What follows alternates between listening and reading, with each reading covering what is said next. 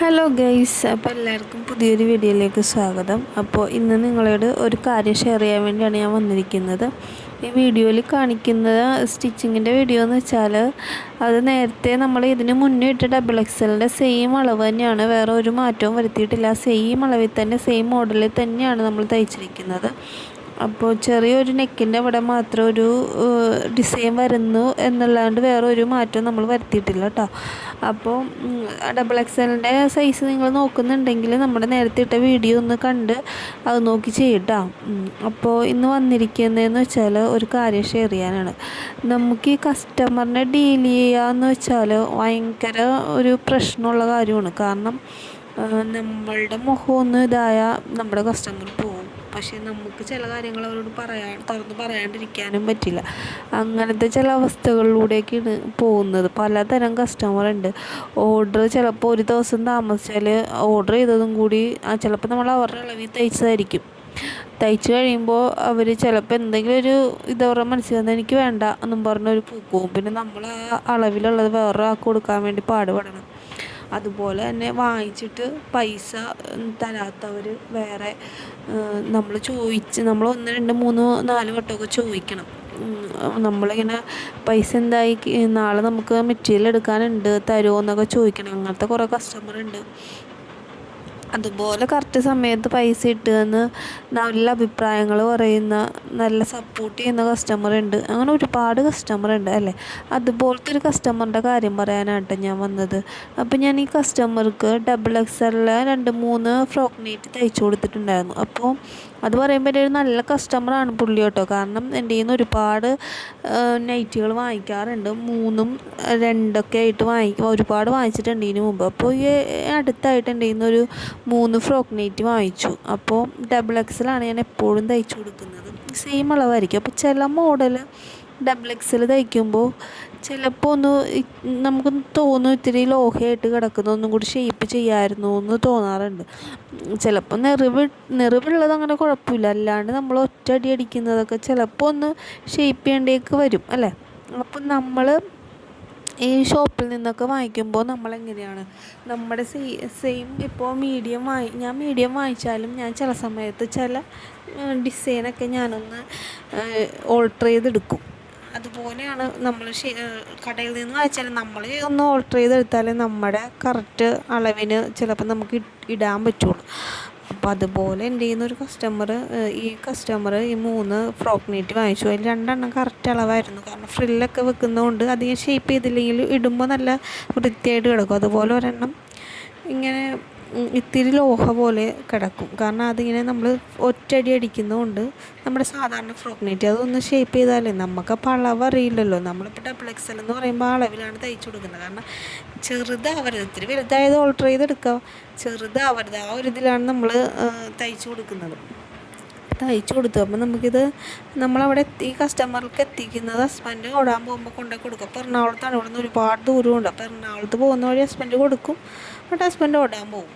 കാരണം ഓട്ടത്തിൻ്റെ ഇടയ്ക്ക് ഇത് പോയി വാങ്ങിക്കുക അങ്ങനെയൊന്നും നടക്കില്ല. കാരണം ഫോണിൽ എപ്പോഴും ഇങ്ങനെ യൂബർ ആയതുകൊണ്ട് ഓട്ടോ ഇങ്ങനെ വന്നുകൊണ്ടിരിക്കും. അപ്പോൾ അതിൻ്റെ പുറകെ നടക്കാനൊന്നും ഹസ്ബൻഡിന് സമയം ഉണ്ടായില്ല. ഇതുകൊണ്ട് കൊടുക്കുക, ഒറ്റ പോക്കിന് പോയിട്ട് പിന്നെ ഹസ്ബൻഡ് അങ്ങനെ അതിൻ്റെ പുറകെ നടക്കുകയൊന്നുമില്ല.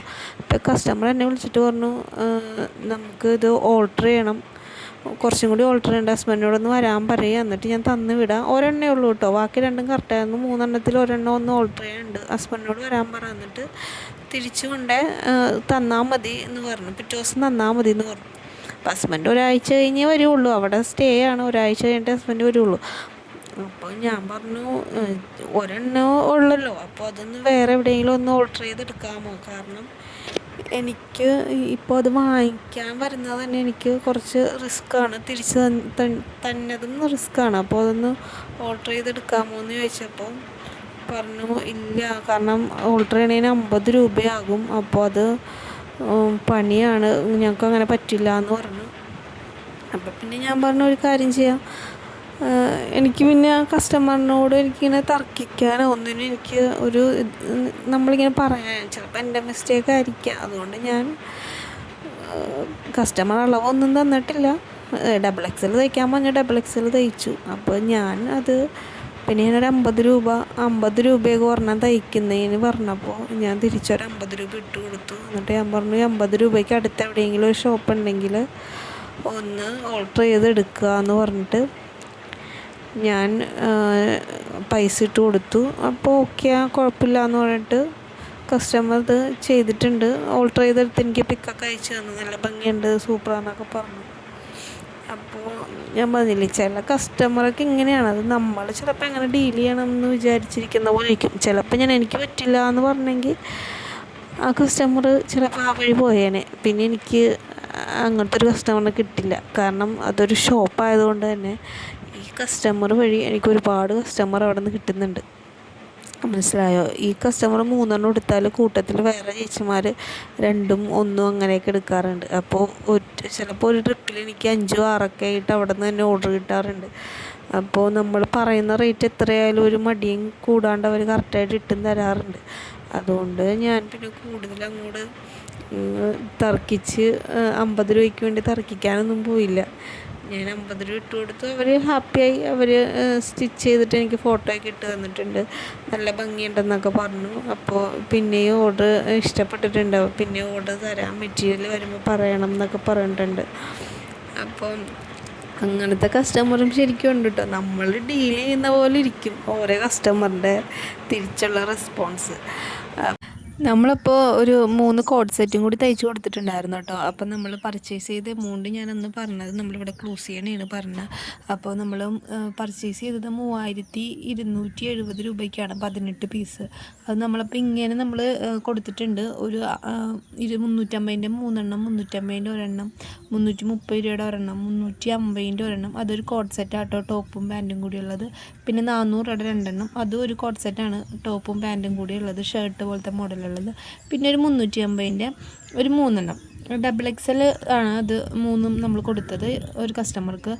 അപ്പോൾ നമ്മളങ്ങനെ 11 പീസ് കൊടുത്തിട്ട് നമുക്ക് 3930 രൂപ കിട്ടിയിട്ടുണ്ട്. അപ്പോൾ നമ്മൾ പർച്ചേസ് ചെയ്തത് 3270 രൂപയ്ക്കാണ്, നമുക്ക് 3930 രൂപ കിട്ടിയിട്ടുണ്ട്. അപ്പോൾ ഇനി 11 പീസും കൂടി ബാലൻസ് ഉണ്ട്. ശരിക്കും പറഞ്ഞാൽ അതാണ് നമ്മുടെ ലാഭം എന്ന് പറയുന്നത്. അത് നമ്മൾ സ്റ്റിച്ച് ചെയ്ത് കൊടുക്കുമ്പോഴാണ് നമുക്ക് ശരിക്കും ലാഭം കിട്ടുന്നത്. അപ്പോൾ നമുക്ക് മുടക്കിയ മുതൽ എന്തായാലും നമ്മൾ തയ്ച്ച് വാങ്ങിച്ചിട്ടുണ്ട് കേട്ടോ. പിന്നെ ഒരു 7 പീസും കൂടി കയ്യിലുണ്ട്. അപ്പോൾ കയ്യിലിരിക്കുന്ന ബാക്കി മെറ്റീരിയലും കൂടി നമ്മൾ സെയിൽ ചെയ്യുന്നുണ്ട് എന്തായാലും. അപ്പോൾ നിങ്ങൾക്ക് ഇഷ്ടപ്പെട്ടാൽ ഒന്ന് ലൈക്ക് ചെയ്യണം കേട്ടോ.